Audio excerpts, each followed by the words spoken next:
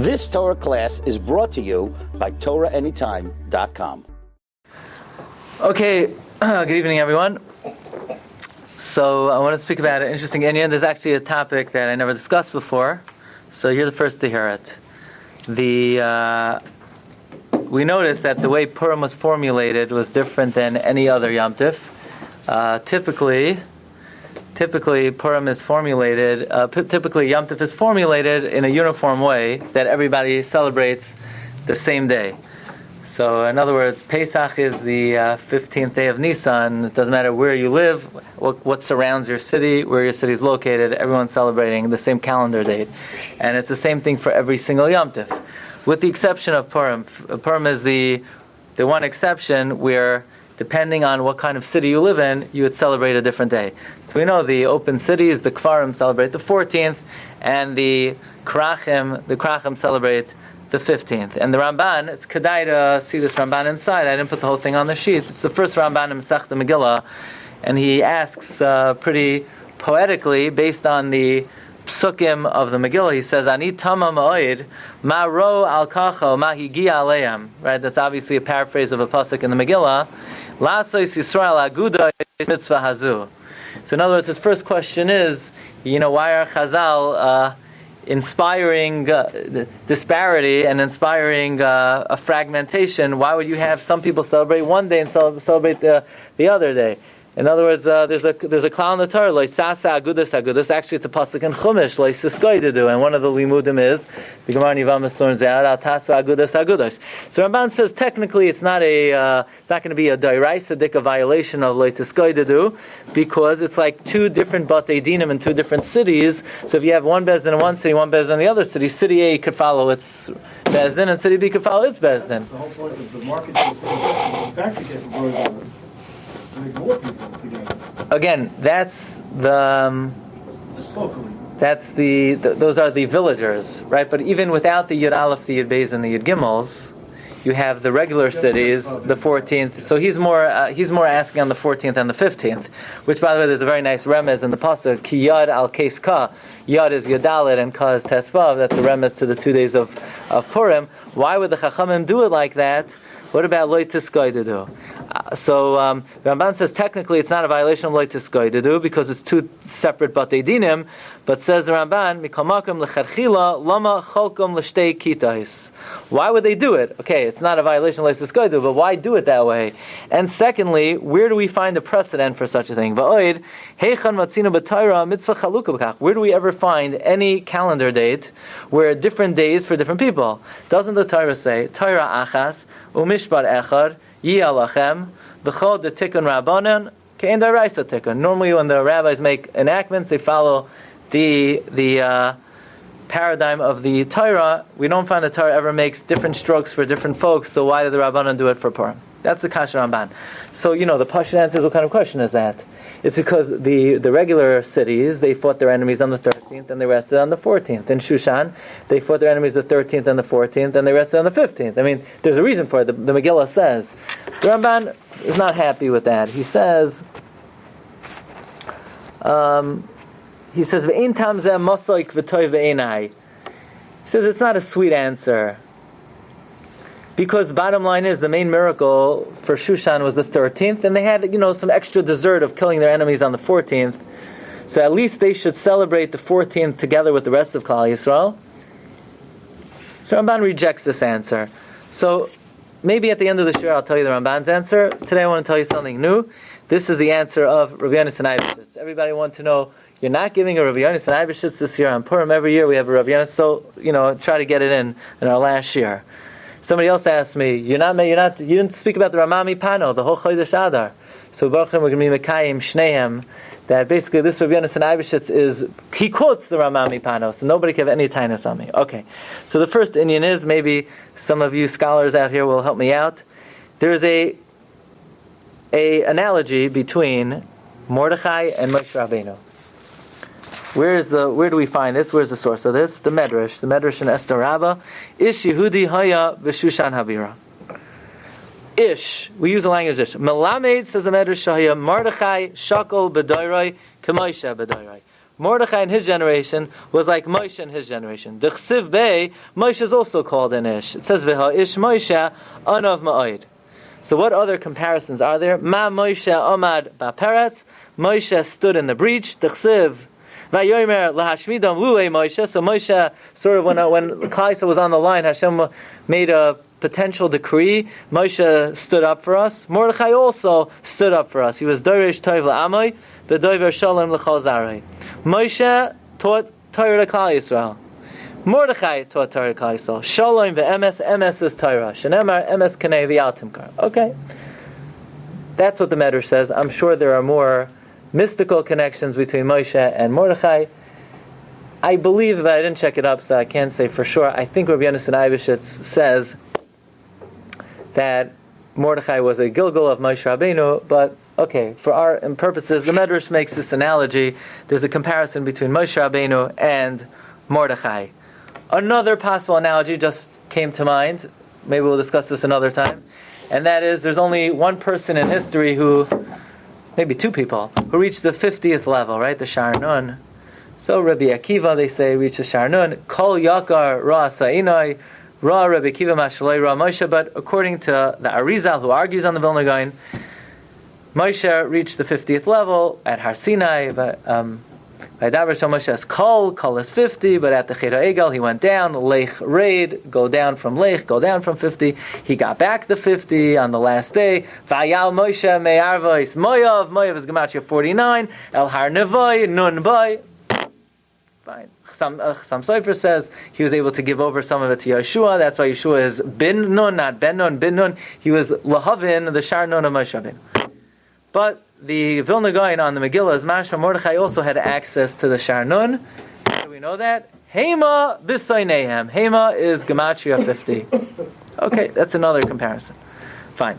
Then there's an idea that's found in the Zayar in two places. We have one on the sheet, the other is in Kunei Zayar, that Moshe is Koilel all of Klal Yisrael, right? The Mishnah says in Pirkei Avos that Shakol Moshe Keneged Shishim Rivai.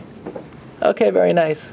Right, and there's an idea, I think Chida mentions, that throughout Shas, if somebody in Amorah says a good svara, they say Moshe Shaper Kamret. Moshe is saying good. The thing, his name is not Moshe, his name is Rava, his name is Rabbi. There's a concept that the Gadol is Nesladesh be Nishmas Moshe. Fine, very good. Let's talk about the date of Moshe's Patira. Well, Moshe was born on Zayin Adar. He was Niftar on Zayin Adar. What day of the week was he Niftar? When was Moshe Niftar? Well, there is such an idea found in the Rishonim that we say Tzidkascha on Shabbos, we say Tzidk Hadin, Mincha, at the end of Shabbos, because that was the Patira of Moshe Rabbeinu. And David. But now we're speaking about Moshe. So Moshe then died on Shabbos, close to the end of Shabbos. There is even an idea where Mevatel Beis HaMedrash then, because Moshe Rabbeinu died. There are many difficulties with saying that Moshe died on Shabbos. One is Moshe writes in the Torah, Ani hayoim, I'm today 120 years old. Well, wait a second. If he wrote on his last day, and his last day was Shabbos, how did he write, I'm 120 today? You can't write on Shabbos. And the Yikar Kasha is what you're asking. The big question is that it says that on the day of Moshe Rabbeinu's death, he wrote 13 Sifrei Torah. Now, that could be a kasha if he died on Tuesday, Wednesday, or Thursday. But, that's a kasha on a Maisa. But how he could write Sifrei Torah on Shabbos, that's a question that the Rishonim deal with, the Rosh and Tosfos. So the Tosfos in Menachos and the Rosh in Arvei Psachim. Should we try to read it? You want to break your head to try to read this Tosfos? We'll read it very quickly. We'll see how much we get of it. Tosfos says in Menachos Daf Lamed, Masha Noyagin Loimar Tzidk Hadin B'Shabbos B'Mincha. Why do we have a custom of saying Tzidkascha Shabbos Mincha time? Perush Rav Sar Shalom Goin. So one of the Goinim that Tosfos quotes, Rav Sar Shalom Goin, says, Al Sheniftar Moshe Rabbeinu B'Yisrael, Moshe passed away at that time. Lefikach Nimnu Milasik V'Torah. Therefore, during that 3 seconds we don't learn. Why? Mishum Damrinan Chacham Shameis Kol Batim Midrash Shabir B'Telen. When the Chacham dies, they close down the Beis Medrash that day. So Moshe is the Chacham of all of Klal Yisrael. So during the time of his Ptira, instead of learning between Kadesh and Aleinu, we say Tzidkascha. So Tosfos asks, "V'kasha da'ksiv ben me'ah ve'esrim shana anoichi hayom." Moshe, it says, I'm 120 today. V'darshinan hayom mali yom hashmos. The day that I died, I was 120. V'im b'Shabbos meis imkein kasav hayom me'erev Shabbos. Then he wrote it the day before. V'yeshut t'maya the kasav ala asad. It's a wonder if he wrote it about something that didn't happen.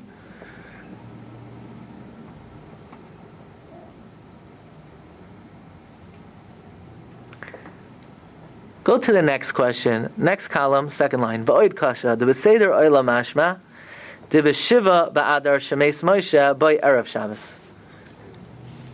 In Seder Oilam it says that the Zayin Adar Moshe died was Erev Shabbos. How's it mashma? V'oid iktani v'achar ha'pesach ve'esem v'shnayim sivu v'seir kol anshe mechama hekov pam achas v'hi b'yom hashvi v'yishkimu b'boiker Rabbi Yossi Amar Yom Shabbos Haya. Says Tosfos v'hashta mishes chilu l'savei boy b'chav beis v'nisan. If they started surrounding the walls on the 22nd day of Nisan, that means the 7th day of Nisan was Shabbos. Imkein Yom Shvi Shaya Shabbos chav ches b'nisan Haya. Umid chav ches b'nisan Shabbos shiva adar erev Shabbos. Okay, so Tosfos makes a cheshbon that erev Shabbos must have been the 7th day of Adar. And what, Moshe died in what? Which one? The first? But then would he be saying that he lived 120 full years? That's another question. By the way, there's a famous question of Chassam Sofer that how could Moshe Rabbeinu say that he's 120 years old? He wasn't. He was 120 and a day.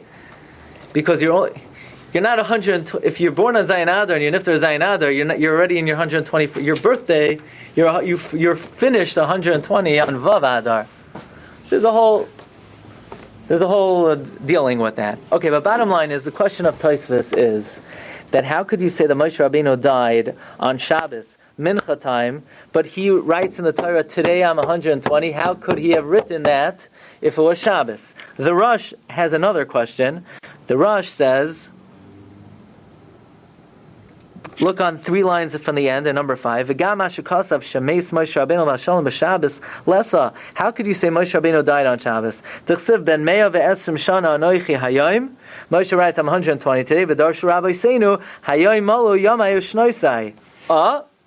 V'amrinon boy b'yom kasav yud gimel sifrei Torah v'Shabbos hecha yakaisev. If Moshe Rabbeinu died on Shabbos, like we're trained to think that way, that Moshe Rabbeinu died Shabbos, Mincha time, but we have a medrash that he wrote 13 Sifrei Torah. So this is the kasha that the Rishonim deal with. So none other than the Rama MiPano chimes in, and he offers like a hachra between these. Basically, we're stuck between a wall and a hard place, right? On the one hand, Moshe Rabbeinu, we know, died on Zayin Adar. No, on the other hand, he died Shabbos Mincha time. On the other hand, on the day of his death, he's writing 13 Sifrei Torah. So how do we explain this? Okay, I'm not going to make believe that I understand every single word that he says, but here's the gist of it. This is what Rabbi Yonasan Eibeshutz quotes from it.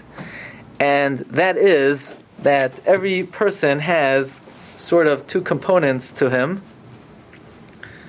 It's written in different places, different ways, but I guess the easy way of saying it is you have a nefesh and you have a neshama. And Moshe Rabbeinu's nefesh departed on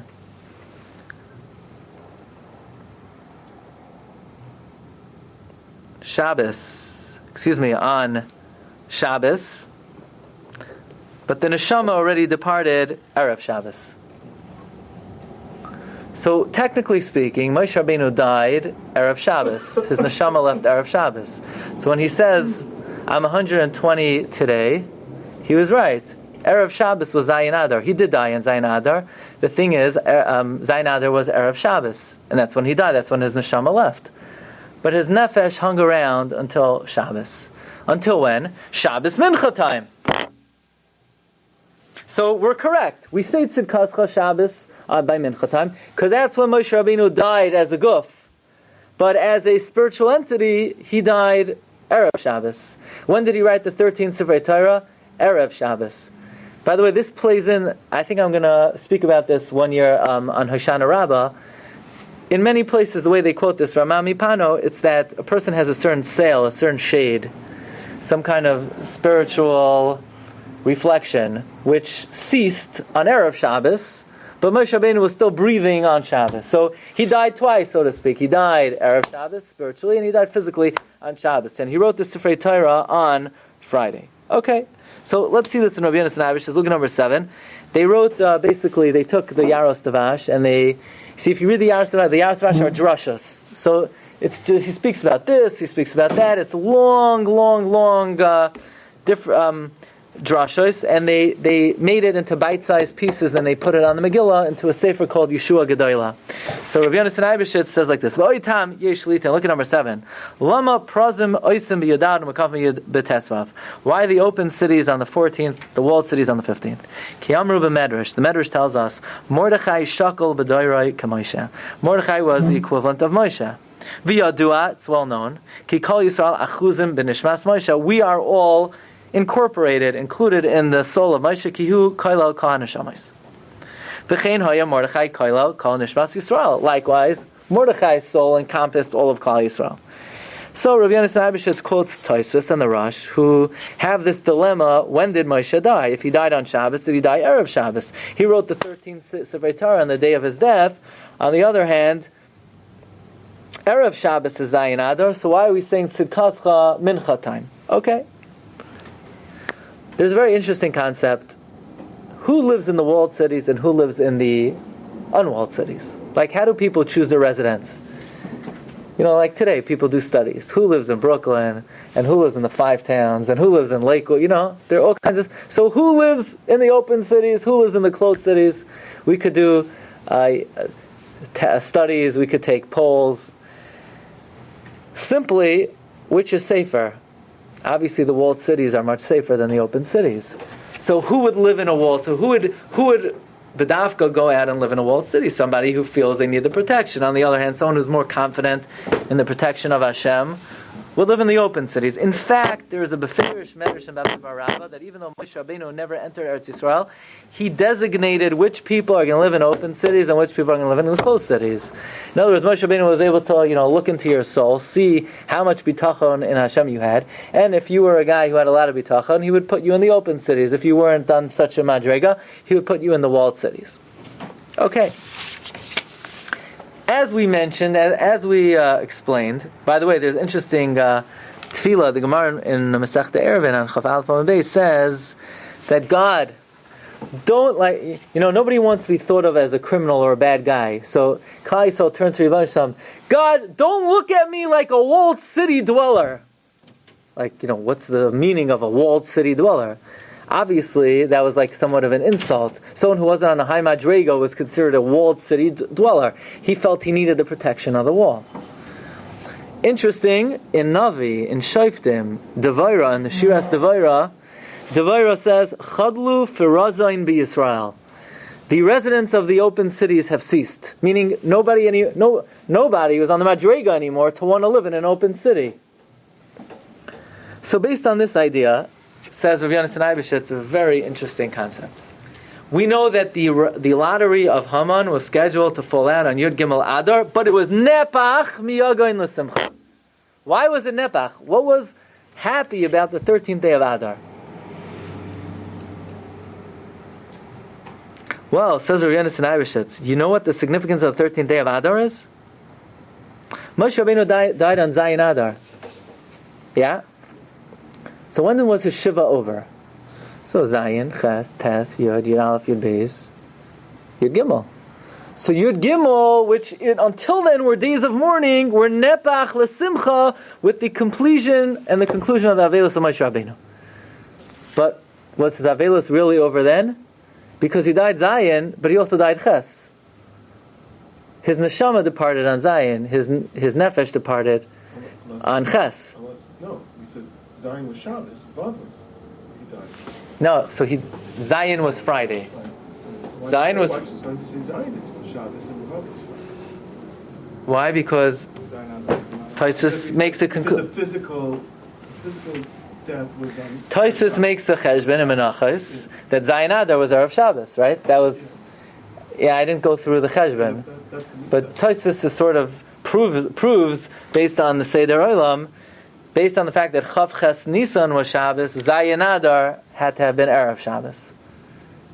That being the case, so Moshe's Avelos concluded twice. For those who value his neshama, it concluded on Yud Gimel. For those who value his nefesh, it concluded on Yud Daled. So we mentioned the idea that all of Klal Yisrael are nichlal in the neshama of Moshe Rabbeinu. We're all connected to Moshe. We're all connected, yeah? But how do we connect to Moshe Rabbeinu? So it depends who you are. A bigger tzaddik connects to the neshama of Moshe, and to him, Yud Gimel Adar is the conclusion of the Avelos of Moshe. To somebody on a lower level who connects to Moshe's more to his nefesh, so to him, Moshe's Avelos concluded on Yud Daled Adar. You don't want to Yud Daled and Tetzvot? I'm not there. So if Moshe's Avelos concluded on Yud Gimel, so then the next day is the day that they rested from the defeating of their enemies. In other words, Yud Gimel was Nepach to destroy their enemies, and then Yud Daled they rested.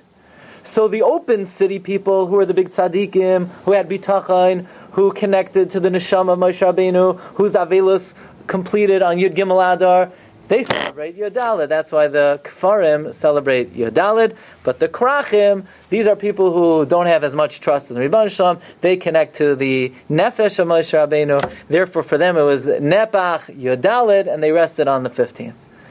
So says Rabbi Yonasan Eibeshutz, based on this idea of the Rama MiPano.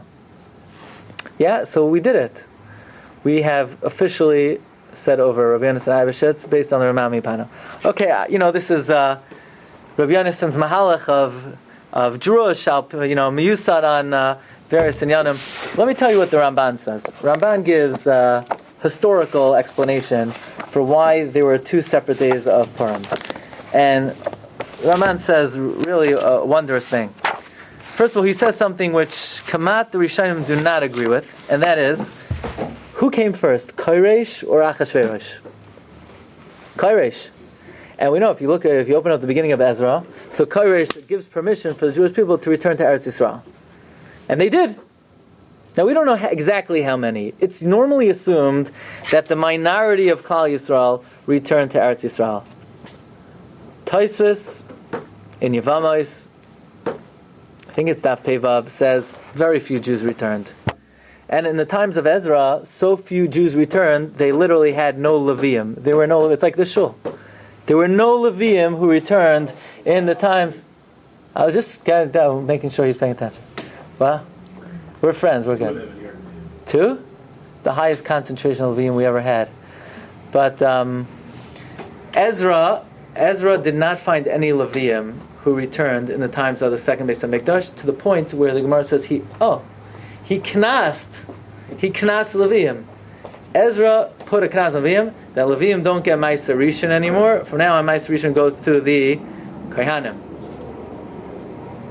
because there were no Levium. So Tosfos asks, what do you mean there are no Levium? It says that when the second Beis HaMikdash was built, the Levium were crying. They were crying that the glory of the second Beis HaMikdash paled in comparison to the first Beis HaMikdash. So it says Tosfos, Avada there were Levium and Bayesheni, but they were all old men who had been exiled 70 years earlier. They were the only ones who came back. But any Levi who didn't see Bayis Rishon was not interested in seeing Bayesheni. Not one, Tosfos says, new Levi came back during Bayesheni. And therefore Ezra knas Levium. And the majority of Rishonim say that Jews did not return to build the second Beis HaMikdash. Most Jews stayed behind. The Ramban is the exception. The Ramban says that from the time of Koresh, most Jews already returned to rebuild the second Beis HaMikdash. So you say, wait a second, but the Purim story happened after Koresh. That's right. Because if you look in the Navi, the sons of Haman cast allegations against the construction of the second Beis HaMikdash. It was put to a halt. And that's when Achashverosh celebrated the conclusion of the 70 years. After the Purim story, the Jews decided to go back, but very few came back in round 2. Says the Ramban, amazing thing. When the Jews returned after the Purim story, in year 1, so the open cities celebrated the 14th, and the closed cities celebrated the 15th. Comes year 2, and year 2 they were Masakin Purim only on the 14th. They were not Masakin Purim on the 15th. And they were not Masakin Purim for the walled cities. It says Ramban, if you look carefully in the Psukim of the Megillah, for example, Perek Tes, it says Perek Tes, Pasuk Yud Tes, Al Kain HaYehudim HaProzim HaYoshvim Be'orei HaProzos Oisim Es Yoim Arba Zochadar Simcho Mishta V'Loi Huskru Kan Mukafin Klal. If you look in the Megillah, no mention is made of Purim for walled cities. They didn't make Purim for walled cities. Walled city people did not celebrate Purim. In Yerushalayim, there was no Purim in year 1. In, Tiberia, it's Machlokes, well, Tiberia, they did not celebrate Purim. So you say, why not? Why would they celebrate? Very pashut. Because what were they celebrating? The fact that they were in danger and God saved them. But if you lived in a walled city, God didn't save you. The wall saved you. So they had nothing to be happy about. So they never made Purim for walled cities, says the Ramban. So what changed? Years later, we don't know how long later, Mordechai and his bezin got up, and they said, you know what? They're right. They're right. Just because they didn't have a wall and we had a wall, does that really mean that God didn't protect us? Probably, we were probably in danger anyway. If Haman wanted, he could have taken forces, knocked down the wall. You know what? The Prozim were right. They were right for making a Purim. We were wrong. We should have made Purim also. Says Ramban, therefore, when they made Purim on the 15th, they wanted to give special honor to the open city people as if they were the ones who originated and were Masakin Purim. So therefore, we give them a special kavod that they celebrate Purim on the 14th, and then, even though the walled cities people were Masakin a Purim, but we're not so happy about them, we're not so proud of them, so they have to do it a day later. Says Ramban, amazing historical observation that if you look in Megillas Esther, Perek Tes, Pasuk Yud Tes, when they were Masakin Purim for the future, it only says the 14th, it doesn't mention the 15th. That's because they did not intend to make 15th for the walled cities. Okay, so these are 2 reasons why they made Purim 2 separate days. There's one other reason that I once saw from the Chassam Sofer. Chassam Sofer says the reason why they made Purim 2 separate days is he says most people are not smart enough to realize the importance of Limud Torah on Purim. Everybody goes from this party to that party, and everyone's busy giving out 50 shalach manos. They didn't realize you only have to give out 1. You only have to give out 1 shalach manos. What's 50 shalach manos? Which mitzvah is that? And you give out matanos avyonim, and you give out shalach manos. But the rest of the day, but says the Chassam Sofer, Chazal were very afraid that people would get so carried away with Purim. What's going to happen if nobody's learning? Then the world would disintegrate. So Chazal made 2 separate days. So just in case we in America, we're not doing so in Eretz Yisrael, they keep the world going, and vice versa. But Chassam Sofer says Chazal were afraid, and they obviously knew the reality of the situation. But I will tell you one more thing to end off with, that the Chassam Sofer writes in the Jerusalem Agados that he has a tradition from the Shav Yaakov, that anyone who is mechazik themselves in Limud HaTorah, bein Shnei HaMegillos, between the evening Megillah and the morning Megillah, Limud HaTorah, Muftach loishu ben olam haba. Chassam Sofer writes. Amazing. A person's guaranteed to share in the world to come if they're mechazik, Limud HaTorah, bein Megillah Shalayla, the Megillah Shem. Rabbi say, have easy rest of the fast.